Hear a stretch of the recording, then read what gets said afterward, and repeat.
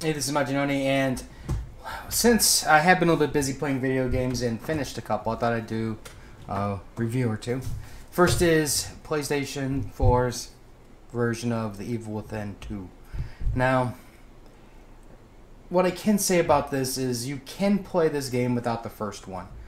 And they do give you lots of references to the first, but it's done in such a way where you can pretty much go, okay, I understand what they're talking about. Uh, the story basically goes on where Sebastian, his wife left him. He thinks his kid is dead, and he becomes like an alcoholic, and he's a mess. The wife, on the other hand, is like, our daughter's alive. We know we need to find her, and she leaves him to look for the daughter. Now, wife goes missing, so he gets pulled into this crazy, improbable world where it's basically you're going into people's minds, and there's like this world created there, and Mobius is this evil group. Mobius is trying to make the world a better place by controlling everybody, and of course creatures and monsters are everywhere. So this game plays a lot like. Actually, this game plays better than Resident Evil 7. While I do like Resident Evil 7, I thought it was a fantastic game. I think, like, if you look at the older Resident Evil games, this really tried to come closer to that. There's a lot of stealth to it. There unfortunately is a lot of the same types of monsters, but the higher level monsters are a lot weirder and creepier. There's two ways you can really play it. One is you can just go guns blazing, and the other is stealth. I found that in some cases where you would think that noise would matter, it didn't matter at all. You can just go guns blazing. Call it like, look, I've played video games for too long, and I don't want to deal with extra challenge just to make it difficult. So I set the setting down lower, and now I was able to breeze through this thing pretty easy. There are a couple moments in the game where I would say, yeah, if you put this on a harder setting, it's going to be a royal pain.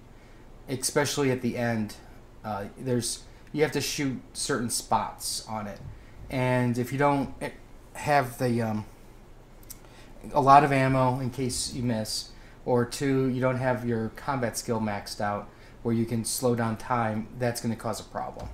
So definitely, I would say recommend doing that.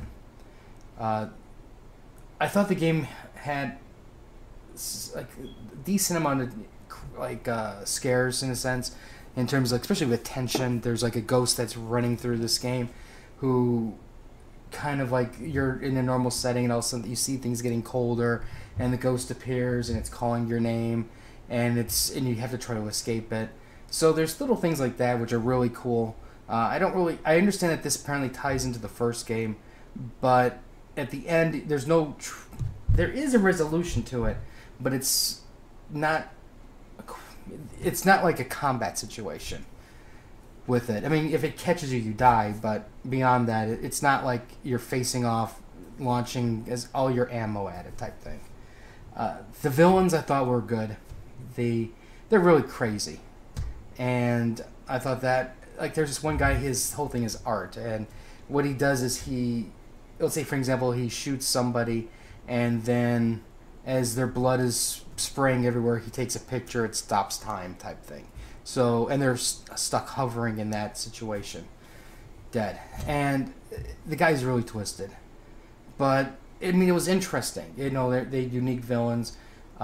One thing I really appreciated was at the end, the villains it wasn't like, okay, let's bring up every villain from the past and you're fighting them again. So I thought that part was good.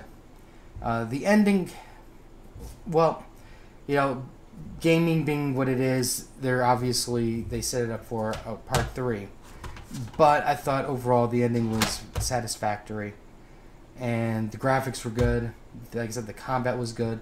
I liked how, even though, I mean, you did have to go back and forth sometimes between different safe houses or different parts of the map, but it wasn't kind of like you're just redoing the whole thing all over again type thing. I mean, they did respawn creatures time to time, but it was fine. It wasn't like other games where it's like copy paste levels. Oh, overall, and there were a couple puzzles here and there, but I mean, let's put it this way: if you couldn't solve these puzzles, you got other issues. But overall, solid entertainment. Had a great time playing. I was never bored. Very little frustration. And at the lower setting, there's ammo everywhere. But in a lot of cases, I did do stealth kills. So, you know, in that standpoint, I could have played at a higher level, but there's just no way I didn't want to deal with the bosses. So overall, great game. I highly recommend this if you like horror games. If you Resident Evil, you love that. And if you haven't bought it yet, definitely buy it. Don't worry about Part 1. If you really want to play Part 1, I'm sure it's cheap, so, all over the place. But there are some monsters that do show up from the first one. But other than that, it was a good game. So anyways, if you bought this, let me know if you like it, didn't like it, if you like horror. And we'll have more stuff later. So until next time.